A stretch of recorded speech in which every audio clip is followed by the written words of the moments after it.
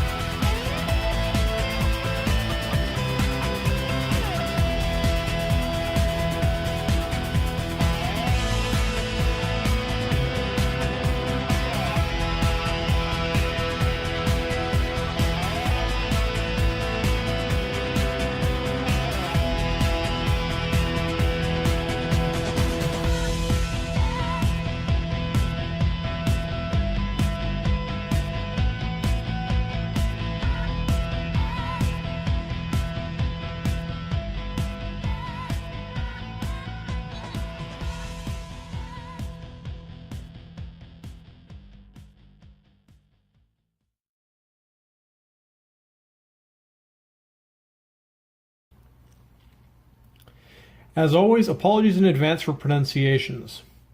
So, having watched this movie a few times now, in my opinion, Technotise, Edit and I, is probably the best version of an animated bande dessinée that I've seen to date.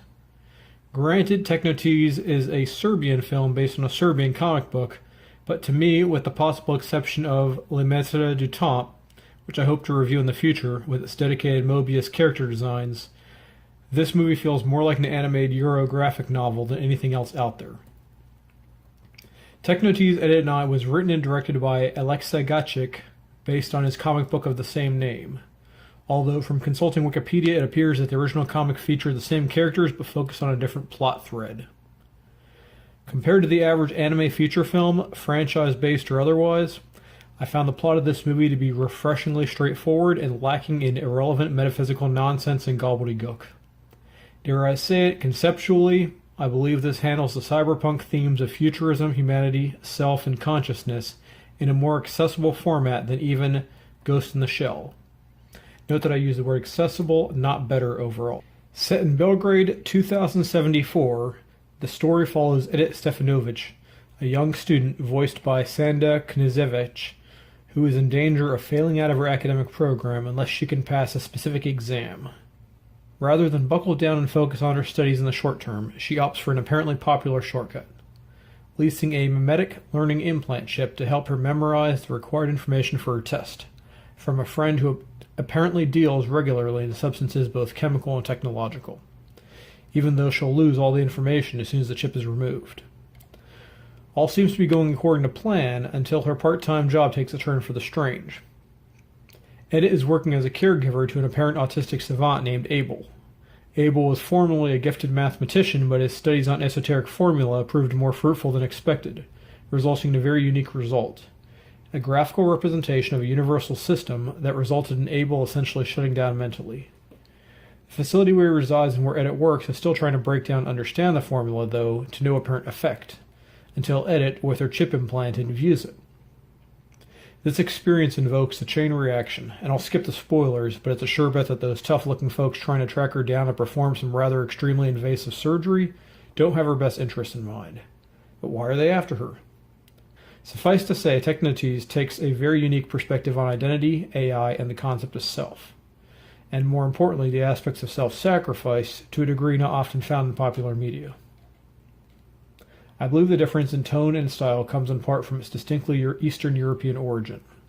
I've read a number of Euro comics over the last 20 years with a focus on books released or reissued by Humanoids Publishing, to include most of Alejandro Jodorowsky's works, Inky Bilal's post-human or politically themed graphic novels, and other more recent collections by other writers and artists. But my exposure to comics and media from the Balkans has been far more limited and recent. Gajic and his team create a very unique world with his Belgrade 2074 setting. For a change, it's not dark and dystopian. There's been distinct technological progress and growth, but there's a beautiful meshing of the old and the new without tearing either apart. It's probably better described as a scenario in which time apparently progressed from the present to that date without a major conflagration, or at least nothing directly local. There are still those folks on the edges of society, or its underbelly, who have seen better days, as well as those aspects of life where technology just hasn't been developed as much. And the film includes a number of mini expositions with various individuals expressing their opinions on life, almost verite style or man-on-the-street format interviews, as the main characters move through the scenes. It does assist in world building and fleshing out the universe organically without requiring extensive exposition from one single character.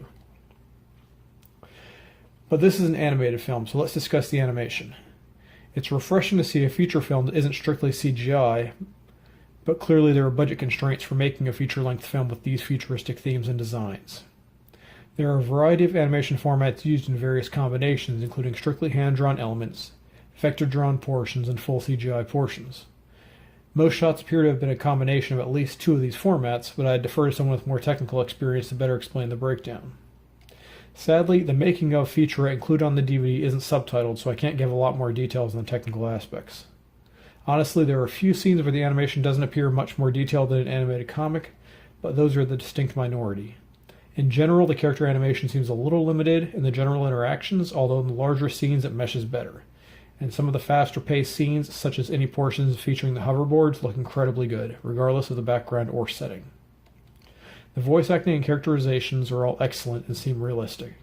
Key here, too, is that despite the ease with which the production team could have given each character a set motivation based on their design, etc., none of the characters are one-note or overly typecast. We're dealing with real, normal, college-age adults, emotions, opinions, growth, and the like, as though we're catching a group of friends at a snapshot in time from their daily lives and interactions, and following along. And with a smaller, more focused plot, the world isn't at stake and we're not worried about the city being destroyed, just the life of one girl. The reactions we see from all the characters is comparably realistic and appreciated. The Serbian DVD, which I picked up as soon as it came out back in 2010, is region-free, even though there is a Region 2 marking on the disc. I've included a link to an e-store, the Small Serbian Shop, where it can be purchased with easy shipping worldwide. Very affordable. The DVD is an excellent presentation with a few minor issues on the subtitles. More importantly, the special features include the aforementioned unsubbed making of featurette, 3 separate music videos featuring scenes from the film, as well as the complete soundtrack. Being a DVD, the format isn't particularly rippable, but the entire soundtrack can also be downloaded for free from the original movie website, linked below. It's a little flash-heavy but navigable, and the soundtrack is a very solid production, more than worth the effort. The film has also been released on DVD in the UK and Germany, although I can't vouch for the quality on either version. There is additionally a German Blu-ray disc, but I can't speak to it, or even if it has English subs, although I've heard rumors that it may. The icing on this cake of cyberpunk goodness, however, is that the film is currently listed on Amazon Prime streaming.